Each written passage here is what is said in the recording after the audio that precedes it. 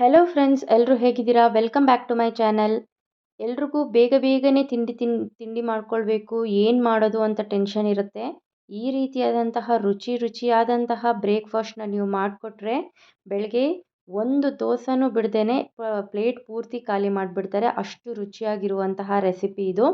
ಈ ರೆಸಿಪಿನ ತುಂಬ ಈಸಿಯಾಗಿ ನೀವು ಮಾಡ್ಕೊಳ್ಬೋದು. ಕೇವಲ ಒಂದು 2-3 ಪದಾರ್ಥ ಇದ್ದರೆ ಸಾಕು. ಈ ರೀತಿಯಾದಂತಹ ಸೂಪರ್ ಆದಂತಹ ಸಾಫ್ಟ್ ಆದಂತಹ ದೋಸೆ ನಿಮಗೆ ರೆಡಿ ಆಗಿಬಿಡುತ್ತೆ. ತುಂಬ ಈಸಿಯಾಗಿ ಮಾಡ್ಕೋಬೋದು. ಮೊದಲಿಗೆ ನನ್ನ ಚಾನಲ್ನ ಹೊಸದಾಗಿ ನೋಡ್ತಾ ಇರೋರು ಪ್ಲೀಸ್ ಸಬ್ಸ್ಕ್ರೈಬ್ ಮಾಡಿಕೊಂಡು ನೋಡಿ, ಲೈಕ್ ಮಾಡಿ ಮತ್ತು ಶೇರ್ ಮಾಡಿ. ಸಬ್ಸ್ಕ್ರೈಬ್ ಮಾಡ್ಕೊಳ್ಳೋದನ್ನು ಮರಿಬೇಡಿ.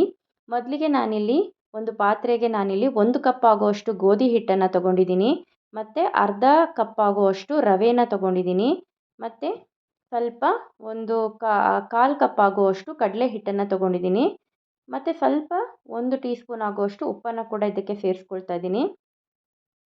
ಈಗ ನಾನು ಇದಕ್ಕೆ ಸ್ವಲ್ಪ ನೀರನ್ನ ಆ್ಯಡ್ ಮಾಡಿಕೊಂಡು ಚೆನ್ನಾಗಿ ಥರ ಕಲಿಸ್ಕೊತಾ ಇದ್ದೀನಿ. ಮತ್ತೆ ಸ್ವಲ್ಪ ನೀರು ಆ್ಯಡ್ ಮಾಡಿಕೊಂಡು ಮತ್ತೆ ಸ್ವಲ್ಪ ಕಲಿಸ್ಕೋಬೇಕು. ಹೀಗೆ ನೋಡಿಕೊಂಡು ಯಾಕಂದರೆ ತುಂಬ ತೆಳು ಮಾಡ್ಕೊಳ್ಬಾರ್ದು. ಹಾಗಾಗಿ ಈಗ ನಾನು ಇದನ್ನು ಒಂದು 10 ನಿಮಿಷಗಳ ಕಾಲ ಸ್ವಲ್ಪ ನೆನೆಯೋಕೆ ಇಟ್ಕೋತಾ ಇದ್ದೀನಿ. ಅಲ್ಲಿವರೆಗೂ ನಾವು ಇದನ್ನು ಮಾಡ್ಕೊಳ್ಳೋಣ. ನಾನಿಲ್ಲಿ ಒಂದು ಪ್ಯಾನನ್ನು ತೊಗೊಂಡಿದ್ದೀನಿ. ಇಲ್ಲಿ ಒಂದು 2 ಟೀ ಸ್ಪೂನ್ ಆಗುವಷ್ಟು ಎಣ್ಣೆನ ನಾನು ಹಾಕ್ಕೊಳ್ತಾ ಇದ್ದೀನಿ. ಇದಕ್ಕೆ ನಾನು ಸ್ವಲ್ಪ ಎಣ್ಣೆ ಕಾದ ನಂತರ ಜೀರಿಗೆನ ಹಾಕ್ಕೊಳ್ತಾ ಇದ್ದೀನಿ. ಜೀರಿಗೆ ಅದರ ಫ್ಲೇವರ್ ಕೂಡ ಎಣ್ಣೆಯಲ್ಲಿ ಚೆನ್ನಾಗಿ ಬಿಡಬೇಕು. ಆ ಥರ ಸ್ವಲ್ಪ ಫ್ರೈ ಆಗಬೇಕಾಗತ್ತೆ.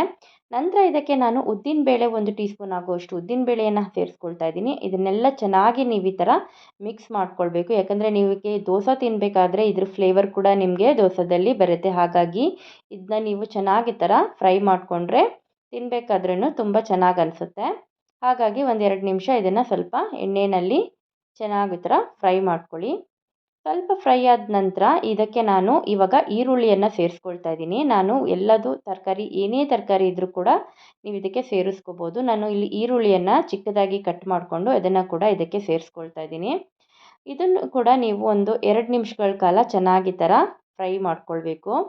ಎಲ್ಲದನ್ನು ಒಂದು 2 ನಿಮಿಷ ಫ್ರೈ ಮಾಡಿಕೊಂಡ್ರೆ ಸಾಕಾಗತ್ತೆ.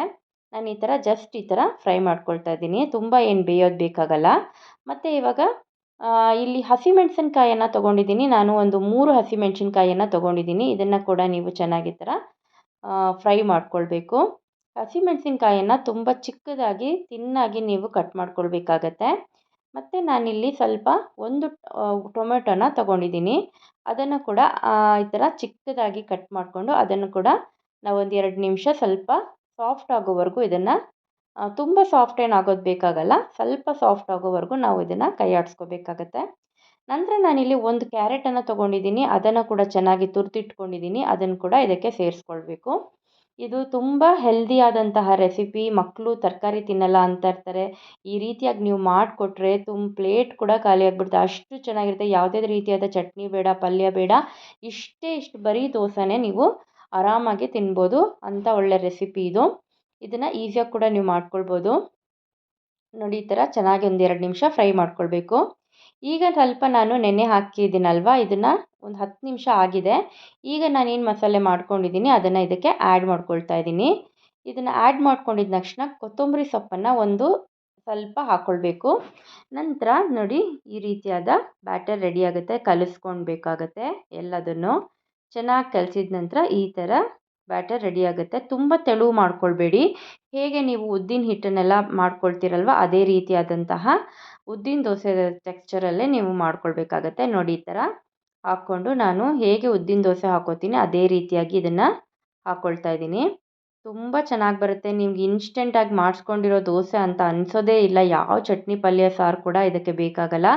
ಹಾಗೆ ನೀವು ತಿನ್ಕೋಬೋದು. ಅಷ್ಟು ರುಚಿಯಾದಂತಹ ರೆಸಿಪಿ ಇದು.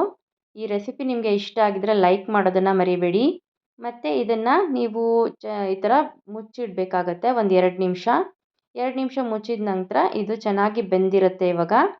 ಇವಾಗ ಇದಕ್ಕೆ ನೀವು ಎಣ್ಣೆ ಬೇಕಂದರೆ ಹಾಕ್ಕೊಳ್ಬೋದು. ಎಣ್ಣೆ ಹಾಕೋದ್ರಿಂದ ಚೆನ್ನಾಗಿರುತ್ತೆ ಟೇಸ್ಟು. ತುಪ್ಪ ಬೇಕಂದ್ರೂ ಕೂಡ ಹಾಕ್ಕೊಳ್ಬೋದು. ಈಗ ನಾನು ಇದನ್ನು ಚೆನ್ನಾಗಿ ತಿರುವಿ ಹಾಕ್ಕೊಳ್ತಾ ಇದ್ದೀನಿ. ನೋಡಿ 2 ನಿಮಿಷ ನೀವು ಒಂದೊಂದು ಕಡೆ ಬೇಯಿಸ್ಕೊಂಬಿಟ್ರೆ ಹೇಗೆ ನಾರ್ಮಲ್ ದೋಸೆ ಬೇಯುತ್ತಲ್ವ ಅಷ್ಟೇ ನೀವು ಬೇಯಿಸ್ಕೊಂಡ್ರೆ ಸಾಕು. ಎಲ್ಲ ಕಡೆ ಚೆನ್ನಾಗಿ ಬೆಂದು ಬಂದುಬಿಡುತ್ತೆ. ನೋಡಿ ಯಾವ ರೀತಿಯಾದಂತಹ ಕಲರ್ ಕೂಡ ನೋಡಿ ಎಷ್ಟು ಚೆನ್ನಾಗಿ ಬಂದಿದೆ. ನೋಡ್ತಾ ಇದ್ರೇ ತಿನ್ನಬೇಕು ಅಂತ ಅನಿಸುತ್ತೆ, ಅಷ್ಟು ಚೆನ್ನಾಗಿ ಬರುತ್ತೆ ಇದು. ನನಗಂತೂ ತುಂಬಾ ಇಷ್ಟ ಆಯಿತು ಈ ರೆಸಿಪಿ. ಈ ರೆಸಿಪಿ ನಿಮಗೂ ಇಷ್ಟ ಆಗಿದ್ದರೆ ಲೈಕ್ ಮಾಡೋದನ್ನು ಮರಿಬೇಡಿ ಮತ್ತು ಸಬ್ಸ್ಕ್ರೈಬ್ ಮಾಡ್ಕೊಳ್ಳೋದನ್ನು ಮರಿಬೇಡಿ. Thank you.